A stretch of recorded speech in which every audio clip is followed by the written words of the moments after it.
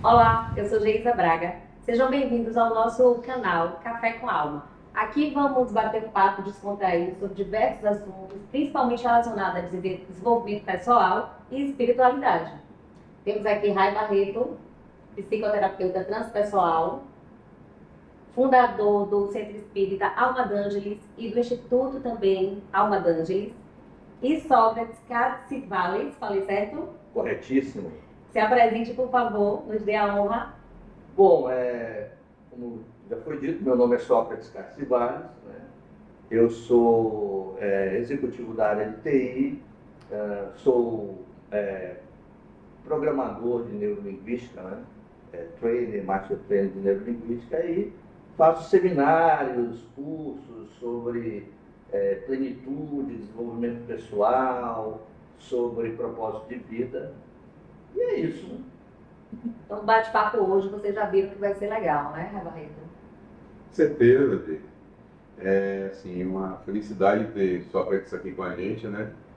E eu queria começar, Sócrates, falando com você o seguinte: hoje está muito em moda se falar em propósito. Sim.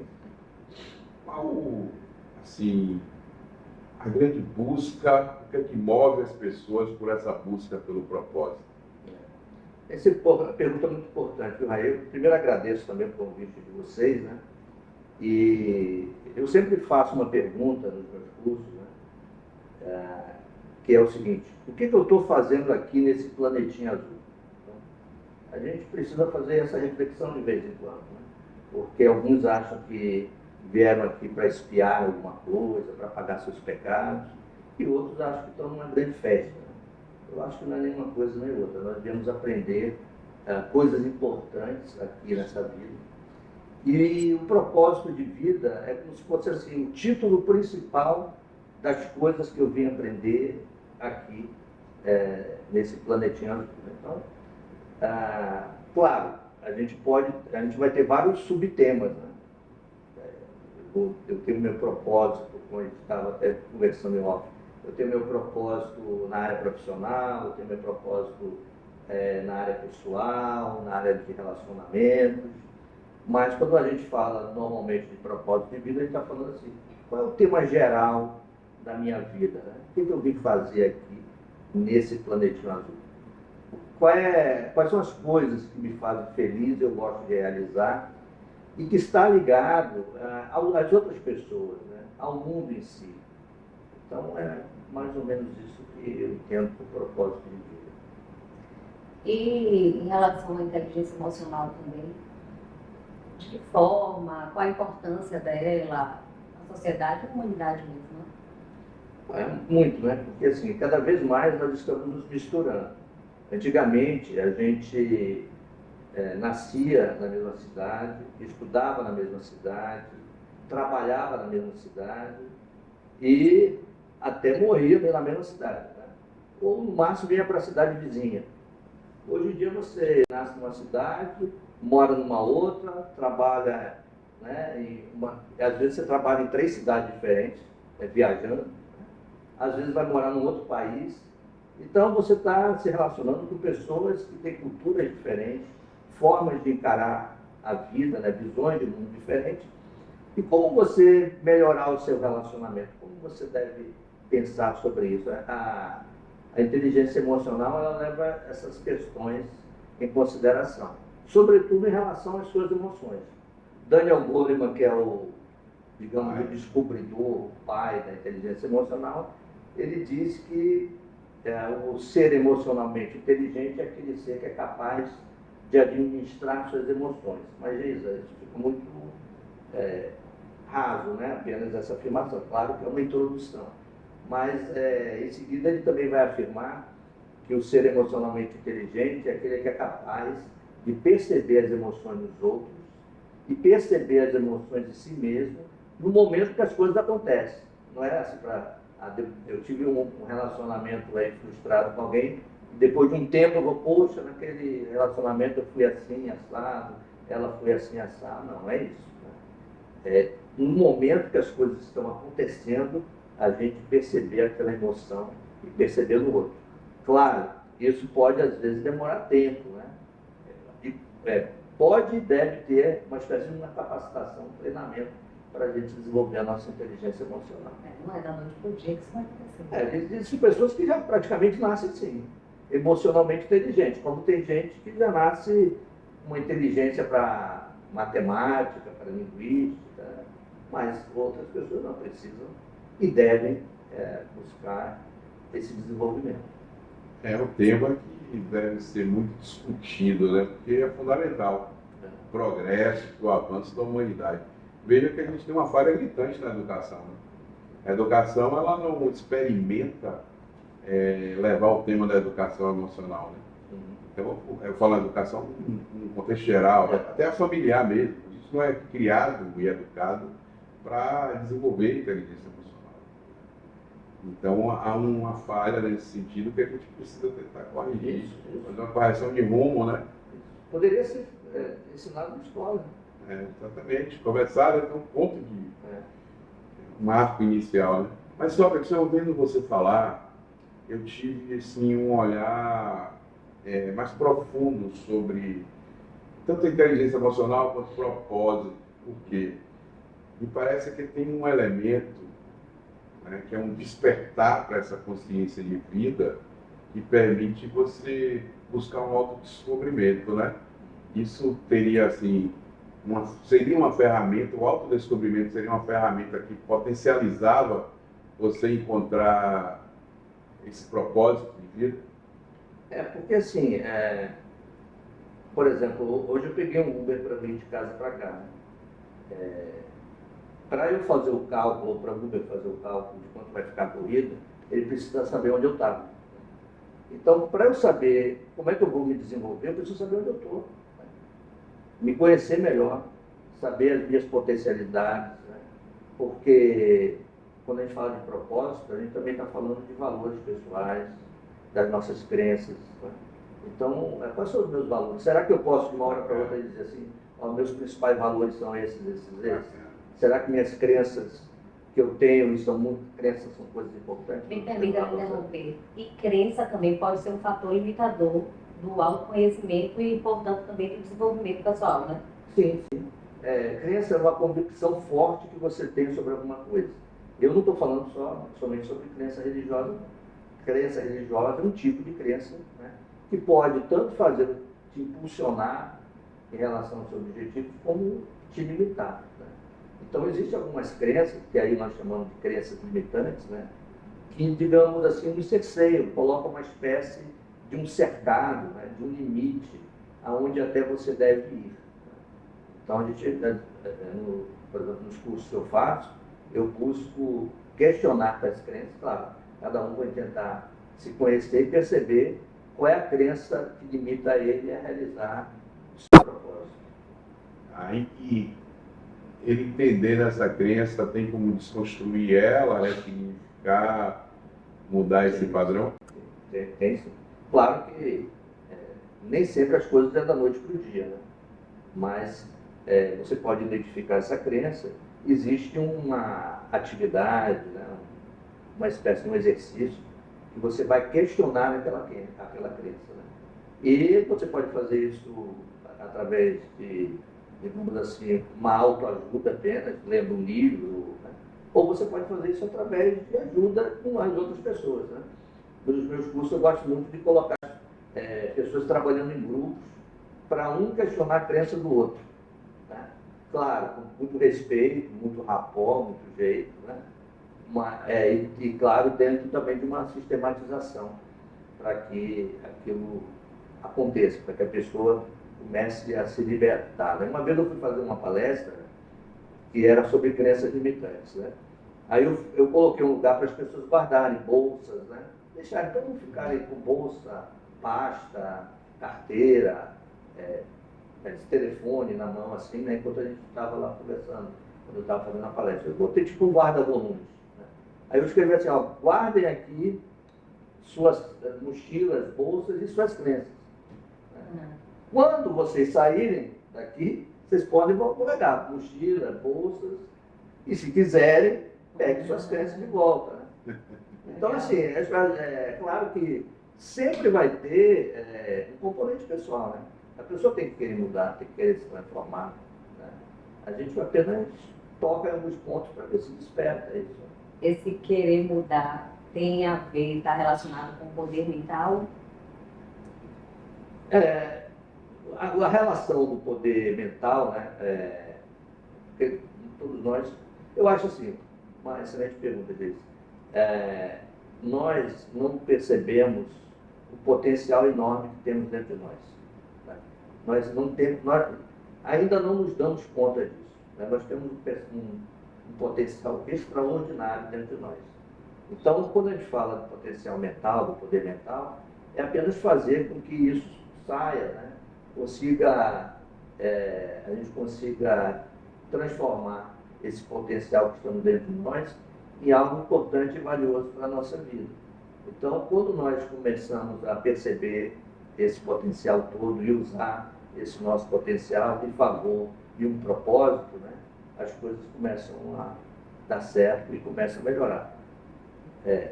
Algumas pessoas falam, pô, professor, mas esse negócio é uma coisa difícil, né? Ontem eu estava dando uma aula, a aluna falou, mas isso é muito complexo, né? É muito difícil. Aí a minha pergunta é, e a gente veio fazer aqui nesse planetinho azul só coisas fáceis? Não. As coisas mais desafiadoras são os maiores aprendizados nossos. Existe uma tendência, né, hoje, por essa busca, né? Seria pelo processo de melhora, de transformação do planeta, e as pessoas estão se sentindo atraídas, né, por esse processo? Sim, eu acho que é uma certa maturidade, né? As coisas vão amadurecendo, né? Eu não entendo que as coisas aconteçam por acaso, não é? E também não entendo que seja de uma hora para outra que isso vai acontecer, né? Então, é um amadurecimento da própria sociedade, da própria consciência das pessoas, né? Então, as pessoas estão buscando mais isso. Agora, a gente precisa buscar de verdade, né? Porque uma vez eu estava dando carona para um amigo meu e ele estava falando mal do desmatamento da Amazônia. Mal mesmo, tá? Absurdo, eu concordando com ele, né? A gente precisa cuidar do nosso planeta. E aí, daqui a pouco, ele pega uma bala que ele estava chupando, assim, né? Pega o papelzinho da bala e joga pela janela do carro no meio da rua. Aí eu quase bati o carro assim, né? Você está reclamando do desmatamento da Amazônia e está sujando a nossa cidade aqui com material que provavelmente vai demorar séculos aí para se reintegrar à natureza. Quer dizer, a gente espera que os outros façam a parte deles e muitas vezes não fazemos a nossa parte, né? Então, eu acho que também é um amadurecimento a gente se tornar responsável pela vida de todo mundo. E quando eu falo de todo mundo, não é só seres humanos, não, né? De todas as vidas que existem no nosso planeta. Tá. E é um exercício diário, né? Na verdade. Você ter um discurso e pensamento, mas a sua ação, quando se torna diferente, é um exercício diário. Se você realmente concorda com aquilo, é essa quebra de crença, de hábitos, né? Que não é fácil, mas se você se compromete a ter esse exercício diário, as coisas vão ficando mais fáceis de serem alcançadas. Tudo é uma coisa que tem que ser constante, né? Trabalho constante e às vezes desafiador, como disse a aluna ontem. Poxa, mas isso é uma coisa complexa, né? Mas a gente tem que fazer, né? Por exemplo, fazer atividade física, às vezes a gente tem que sair na chuva, né? Como dizem por aí, na força do ódio. A força do ódio, né? Então, e a gente, levando essa questão para a natureza, né, a gente já está sentindo o impacto disso, né? Esse ano, acho que nunca fez tanto calor aqui no Brasil, pelo menos que eu me lembre, né? Então, e daqui a pouco vai começar a chuva, já está começando a chuva lá no sul do Brasil, né? Então, é algo que a gente deve ter em mente, né?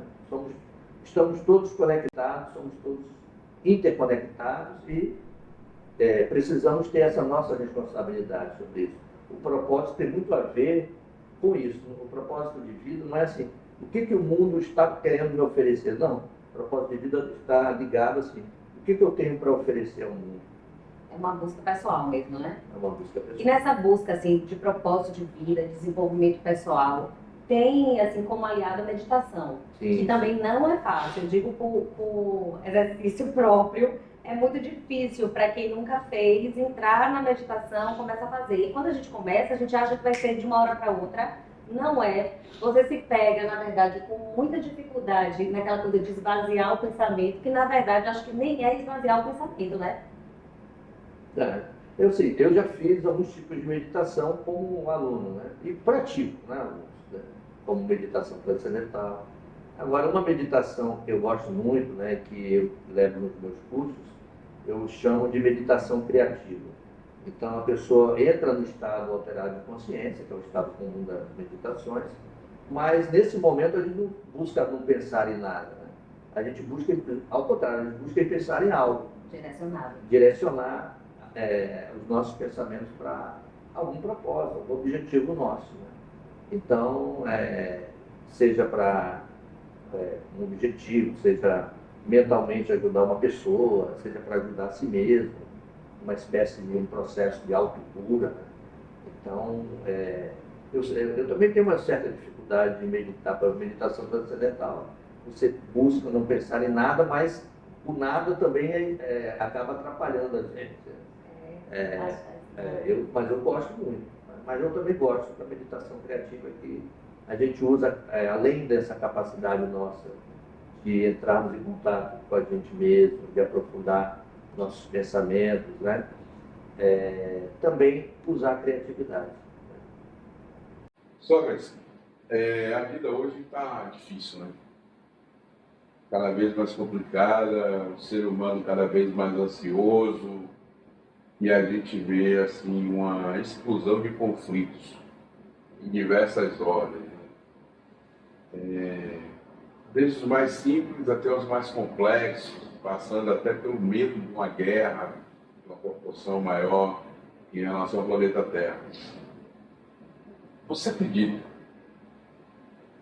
que dentro desse conceito de propósito, desenvolvimento, espiritualidade é algo que pode mudar esse cenário?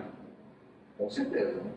Com certeza. Eu acho que o próximo passo, né, eu brinco dizendo assim, qual é o próximo passo da humanidade, né? Qual é a próxima fase do bem? Então, há um conceito espírita dizendo que a próxima fase seria entrarmos no mundo de regeneração. Alguns espiritualistas usam o termo uma nova era, né?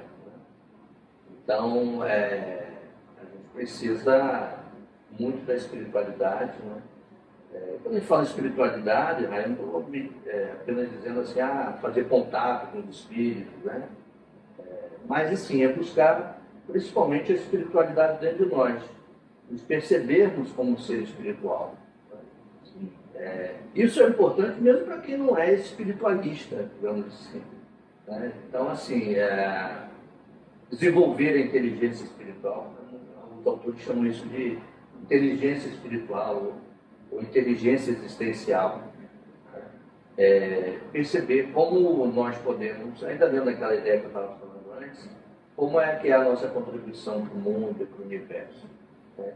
Estarmos antenados e conectados com tudo é muito importante. E quando nós fazemos isso, nós também olhamos para dentro, né? Buscando a nossa paz interior, né? As nossas principais conexões, o que de verdade precisamos realizar, né? Porque a ansiedade é um problema sério no mundo.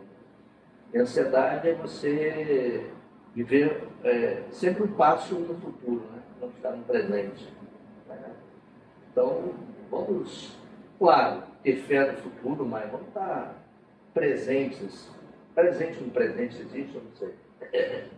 Mas vamos estar fixados também no presente, observando o nosso planeta e o universo, né?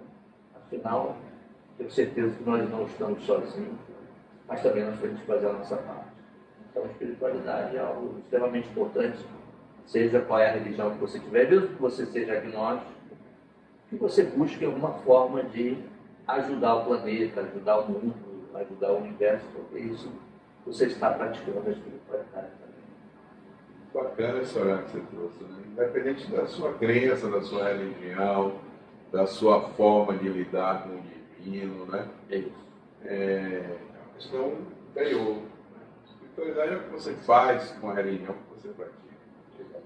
Isso é um conceito de Tem até ser assim, melhor, né? inclusive eu conheço alguns ateus que são mais espiritualistas do que muito religiosos também, né?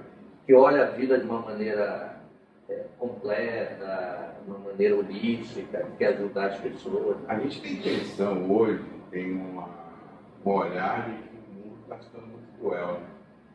Tá tudo muito dentro de um processo de violência, de agressividade e tal. E a gente tem ouvido um apelo das pessoas, né, muito grande em ter empatia, né, com o outro e exercitar o perdão, né? Então, será que isso já é reflexo do processo de amadurecimento, como você colocou antes? Sim, sim. Essa visão de que o mundo está confuso, é violento e tal, eu diria que é muito em relação a um filtro nosso de percepção do mundo. Eu conheço pessoas que acham que o mundo é violento, não presta, todo mundo está matando todo mundo, está agredindo todo mundo. E eu conheço pessoas que acham o mundo maravilhoso, né? Estamos à beira de uma nova fase, uma nova era. Então depende muito do foco que você dá. Na minha visão, nós estamos numa transição. Então, se você olhar para um lado, você vai ver coisa ruim. Se você vai olhar para o outro lado, você vai ver coisa boa. A gente não deve ignorar as coisas ruins, né? Porque elas existem. Precisa colocar esforço para que as coisas ruins se transformem. E também, até mesmo se nutrir das coisas boas da vida, né? E que já está acontecendo. Agora, você colocou um ponto muito importante, né? O perdão, ele pode servir como instrumento para alavancar isso tudo. Porque muitas vezes as pessoas pensam que perdoar é um ato de covardia, é uma pessoa fraca. Não é, né? Perdoar talvez seja o ato mais corajoso que a gente possa cometer nesse planetinha azul. Porque o perdão, você deixa de lado um pouco essa superfície que a gente trabalha, né, o nosso egocentrismo, tá? E coloca o ser mais profundo para trabalhar. Então, perdoar é um instrumento para que a gente possa viver melhor. Claro, não é fácil, mas quem disse que a gente veio fazer só coisa fácil? Mas é necessário, né? Porque a gente está trilhando esse caminho, né, nesse nosso propósito, uma espécie de uma bagagem. Você é terapeuta, você sabe disso, quantas bagagens você recebe dos seus pacientes no seu consultório, né? Então, nós estamos carregando uma espécie de uma mala, uma mochila, com uma bagagem pesada. Eu chamo isso de pedras, né? Então, a gente tem a pedra do ressentimento, a gente tem a pedra do ódio, a gente tem a pedra do desamor, a gente tem a pedra da mágoa, a gente tem a pedra da culpa. Então, o perdão é um instrumento para você ir dissolvendo essas pedras. O perdão dissolve sentimento, rancor, mágoa. E o auto-perdão dissolve a culpa. Olha essa coisa bonita. Agora, não é de uma hora para outra. É claro que você, quando eu falo isso, algumas pessoas falam assim, só mas falar é fácil, o difícil é perdoar. Porque o perdão eu vejo como um processo, não é uma palavra, né? Aí eu te pergunto, uma vez eu estava fazendo uma palestra sobre perdão, aí chegou uma amiga minha, eu falei, você conhece também, mas a gente não vai falar nomes aqui. Melhor não.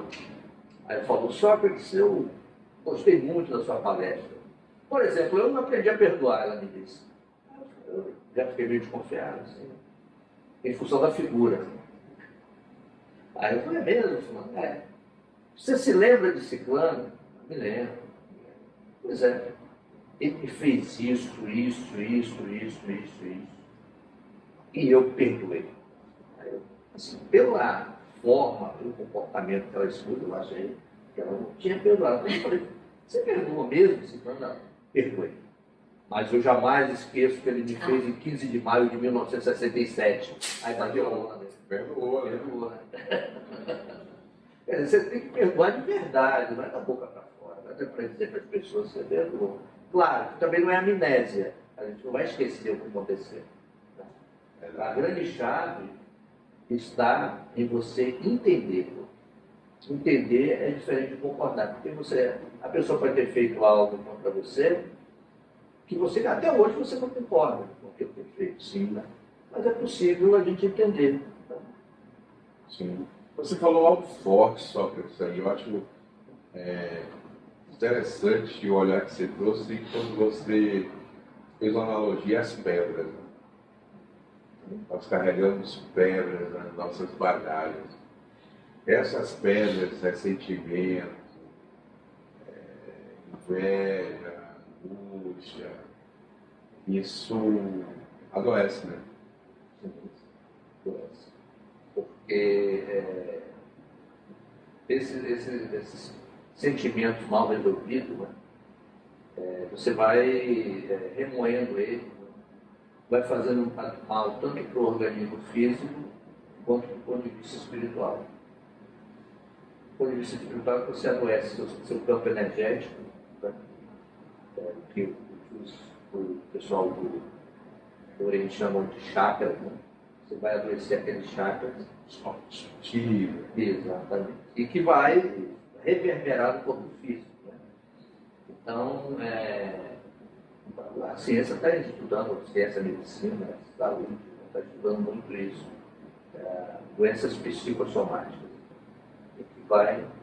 Que vai adoecendo, não apenas adoecendo psicologicamente a pessoa, mas fisicamente ela. Então, o perdão é um instrumento de libertação disso aí. Claro. Né? Perdão cura, né? Perdão cura. E isso é mais uma coisa que as pessoas também pensam assim, se eu perdoar, vou favorecer fulano. Você vai favorecer, Jesus, principalmente a si mesmo. Porque eu conheço pessoas que têm ressentimento em relação a outra, e a outra pessoa nem sabe. Exato. Né? Então, não está fazendo mal para ela. Tem noção que em algum momento, de alguma forma, aquela pessoa... Ou sabe que teve algum probleminha, mas não acha que foi tão grave quanto aquilo que ela sente pelo outro. Então você está... o perdão, ele é um instrumento de autocura, que é autocura também. Você está se libertando. Claro, é um processo, né? Não é de uma hora para outra, como eu já disse antes. O importante é você buscar o entendimento. Poxa, se eu fui criado da forma que aquela pessoa foi criada, se eu estava passando por um momento, talvez que aquela pessoa estivesse passando, ou até mais profundo, se eu tivesse um encontro com aquela pessoa que sou eu, com aquela outra pessoa que sou eu, será que eu poderia ter algo diferente, um comportamento parecido com aquela pessoa que eu tenho amado, sentimento? É um processo, a gente buscar entender o que aconteceu. Nos meus cursos eu até uso um instrumento da programação neurolinguística, que é chamada de psicogeografia. Eu busco fazer com que a pessoa se coloque no lugar do outro. Né? E aí quando a gente fala de psicogeografia, é porque a pessoa vai para o lugar, né, ela representa num espaço onde aconteceu aquele evento, e ela vai para o lugar do outro, tentando imaginar a cabeça do outro no momento que houve, por exemplo, uma crise, um desentendimento. Né? Eu tenho percebido que isso ajuda bastante, porque ela sai do egocentrismo, né, e vai para o altruísmo. Né? Geisa, o Instituto Almadrades vai fazer um curso com Sócrates agora, né? Vai, é isso que eu quero informar todos. E aí, como é que... Vamos ter esse curso, né, ministrado por Sócrates, sobre propósito de vida, desenvolvimento pessoal. Será no dia 19 de maio, convido a todos. A quem interessar possa, a link para a inscrição está lá na bio, tanto do Instituto Almadângeles como do Centro Espírita Almadângeles. Será um dia de domingo, das 8 às 17, das 9 às 17, né? Eu acho que a partir das 9. E um dia inteiro voltado para isso tudo que a gente conversou. Então, assim, a você que está buscando esse desenvolvimento pessoal, esse autoconhecimento, aplicar tudo foi falado aqui, benefício próprio e da sociedade, da comunidade onde vive, vocês estão convidados, sejam bem-vindos, vão lá no link do estudo, se inscrevam, né? Procure a gente, lá tem todas eu não vou perder. Eu também não perco, tô lá. E não foi o que nós conversamos, estamos conversando, porque ainda tem muito mais coisa que só que você vai trazer aí pra gente. Então a gente vai apresentar. Agora você vai perder o curso ou vai fazer o curso? Eu vou fazer o curso, você vai? Eu vou estar na primeira fila. Eu também. Primeira fila. Olha, é só a honra que eu vou ter, né? Eu vou estar na primeira fila. Cara, esse papo aqui já está dessa forma. Imagina o dia inteiro. Imagina o dia inteiro a gente trabalhando de forma efetiva, né? Vai ser muito Essas proveitoso, ferramentas, né? A gente quer agradecer a vocês, Sócrates, por esse bate-papo. Né? Estamos muito felizes de você estar aqui e de trazer tanta bagagem para a gente e para as pessoas que estão assistindo. Muito obrigada.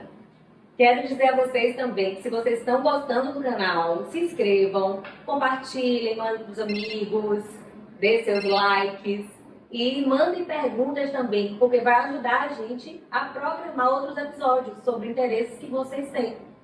Então, muito obrigada a todos.